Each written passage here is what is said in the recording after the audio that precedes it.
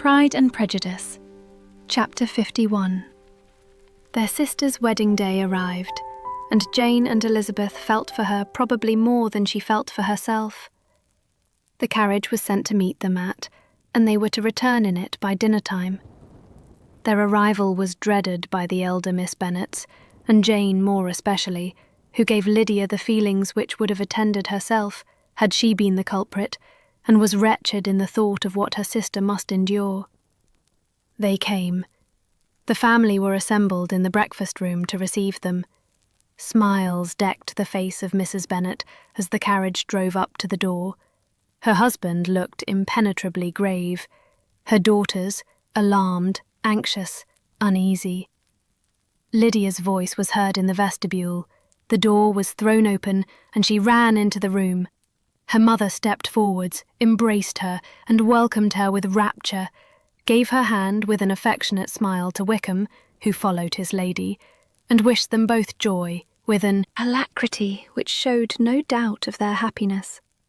Their reception from Mr. Bennet, to whom they then turned, was not quite so cordial. His countenance rather gained in austerity, and he scarcely opened his lips. The easy assurance of the young couple, indeed, was enough to provoke him. Elizabeth was disgusted, and even Miss Bennet was shocked. Lydia was Lydia still, untamed, unabashed, wild, noisy, and fearless. She turned from sister to sister, demanding their congratulations, and when at length they all sat down, looked eagerly round the room, took notice of some little alteration in it, and observed with a laugh that it was a great while since she had been there. Wickham was not at all more distressed than herself, but his manners were always so pleasing that, had his character and his marriage been exactly what they ought, his smiles and his easy address, while he claimed their relationship, would have delighted them all. Elizabeth had not before believed him quite equal to such assurance, but she sat down, resolving within herself to draw no limits in future to the impudence of an impudent man. She blushed, and Jane blushed, but the cheeks of the two who caused their confusion suffered no variation of colour. There was no want of discourse. The bride and her mother could neither of them talk fast enough, and Wickham, who happened to sit near Elizabeth, began inquiring after his acquaintance in that neighbourhood, with a good-humoured ease which she felt very unable to equal in her replies. They seemed each of them to have the happiest memories in the world. Nothing of the past was recollected with pain, and Lydia led voluntarily to subjects which her sisters would not have alluded to for the world. "Only think of its being 3 months," she cried, "since I went away. It seems but a fortnight, I declare, and yet there have been things enough happened in the time. Good gracious, when I went away, I am sure I had no more idea of being married till I came back again, though I thought it would be very good fun if I was." Her father lifted up his eyes. Jane was distressed. Elizabeth looked expressively at Lydia. But she, who never heard nor saw anything of which she chose to be insensible, gaily continued, "Oh, mamma, do the people hereabouts know I am married today? I was afraid they might not, and we overtook William Golding in his curricle, so I was determined he should know it, and so I let down the side glass next to him, and took off my glove, and let my hand just rest upon the window frame, so that he might see the ring, and then I bowed and smiled like anything." Elizabeth could bear it no longer. She got up and ran out of the room, and returned no more, till she heard them passing through the hall to the dining parlour. She then joined them soon enough to see Lydia, with anxious parade, walk up to her mother's right hand, and hear her say to her eldest sister, "Ah, Jane, I take your place now, and you must go lower, because I am a married woman."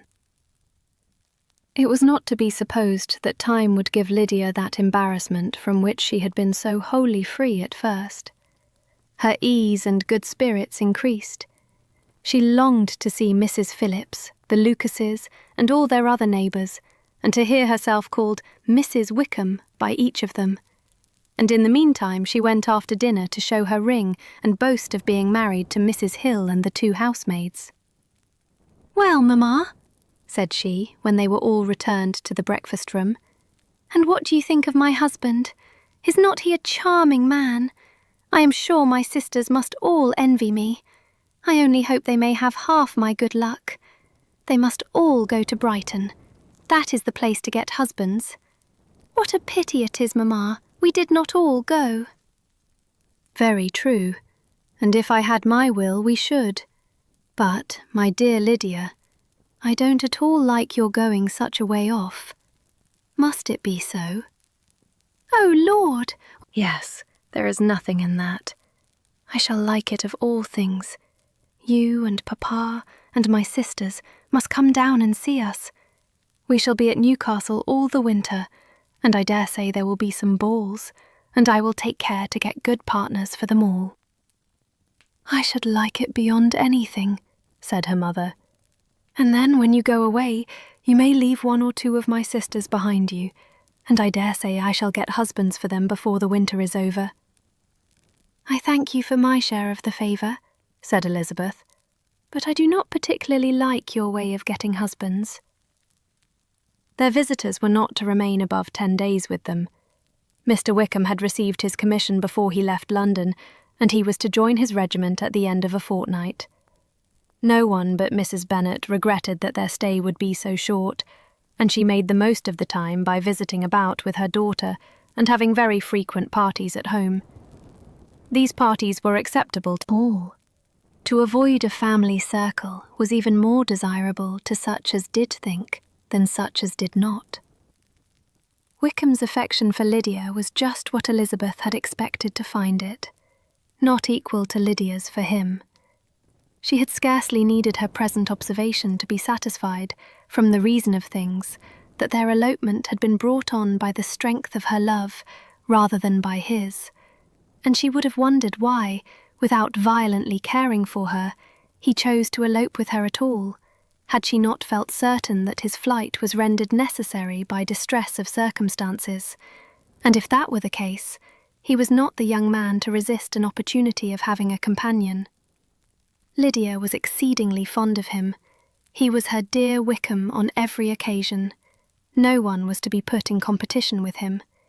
He did everything best in the world, and she was sure he would kill more birds on the 1st of September than anybody else in the country. One morning, soon after their arrival, as she was sitting with her 2 elder sisters, she said to Elizabeth, "Lizzie, I never gave you an account of my wedding, I believe. You were not by when I told Mamma and the others all about it. Are not you curious to hear how it was managed?" "No, really," replied Elizabeth. "I think there cannot be too little said on the subject." "La, you are so strange. But I must tell you how it went off. We were married, you know, at St. Clement's, because Wickham's lodgings were in that parish, and it was settled that we should all be there by 11 o'clock. My uncle and aunt and I were to go together, and the others were to meet us at the church. Well, Monday morning came, and I was in such a fuss. I was so afraid, you know, that something would happen to put it off, and then I should have gone quite distracted. And there was my aunt all the time I was dressing, preaching and talking away just as if she was reading a sermon. However, I did not hear above 1 word in 10, for I was thinking, you may suppose, of my dear Wickham. I longed to know whether he would be married in his blue coat. Well, and so we breakfasted at 10 as usual. I thought it would never be over, for, by the by, you are to understand that my uncle and aunt were horrid unpleasant all the time I was with them. If you'll believe me, I did not once put my foot out of doors, though I was there a fortnight. Not one party or scheme or anything. To be sure, London was rather thin, but, however, the little theatre was open. Well, and so, just as the carriage came to the door, my uncle was called away upon business to that horrid man, Mr. Stone. And then, you know, when once they get together, there is no end of it. Well, I was so frightened I did not know what to do, for my uncle was to give me away, and if we were beyond the hour we could not be married all day. But, luckily, he came back again in 10 minutes' time, and then we all set out. However, I recollected afterwards that if he had been prevented going, the wedding need not be put off, for Mr. Darcy might have done as well." "Mr. Darcy?" repeated Elizabeth in utter amazement. "Oh yes, he was to come there with Wickham, you know. But gracious me, I quite forgot. I ought not to have said a word about it. I promised them so faithfully. What will Wickham say? It was to be such a secret." "If it was to be a secret," said Jane, "say not another word on the subject. You may depend upon my seeking no further." "Oh, certainly," said Elizabeth, though burning with curiosity. "We will ask you no questions." "Thank you," said Lydia, "for if you did, I should certainly tell you all, and then Wickham would be so angry." On such encouragement to ask, Elizabeth was forced to put it out of her power by running away. But to live in ignorance on such a point was impossible, or at least it was impossible not to try for information. Mr. Darcy had been at her sister's wedding. It was exactly a scene, and exactly among people where he had apparently least to do, and least temptation to go. Conjectures as to the meaning of it, rapid and wild, hurried into her brain, but she was satisfied with none. Those that best pleased her, as placing his conduct in the noblest light, seemed most improbable. She could not bear such suspense, and hastily seizing a sheet of paper, wrote a short letter to her aunt, to request an explanation of what Lydia had dropped, if it were compatible with the secrecy which had been intended. "You may readily comprehend," she added, "what my curiosity must be to know how a person unconnected with any of us, and, comparatively speaking, a stranger to our family, should have been amongst you at such a time. Pray write instantly, and let me understand it, unless it is, for very cogent reasons, to remain in the secrecy which Lydia seems to think necessary, and then I must endeavour to be satisfied with ignorance. Not that I shall, though," she added to herself, and she finished the letter. "And, my dear aunt, if you do not tell me in an honourable manner, I shall certainly be reduced to tricks and stratagems to find it out." Jane's delicate sense of honour would not allow her to speak to Elizabeth privately of what Lydia had let fall. Elizabeth was glad of it. Till it appeared whether her inquiries would receive any satisfaction, she had rather be without a confidant. Hi, Kate here. What was your favourite part from this chapter? Leave us a comment below. If you liked this video, feel free to like and subscribe to my channel.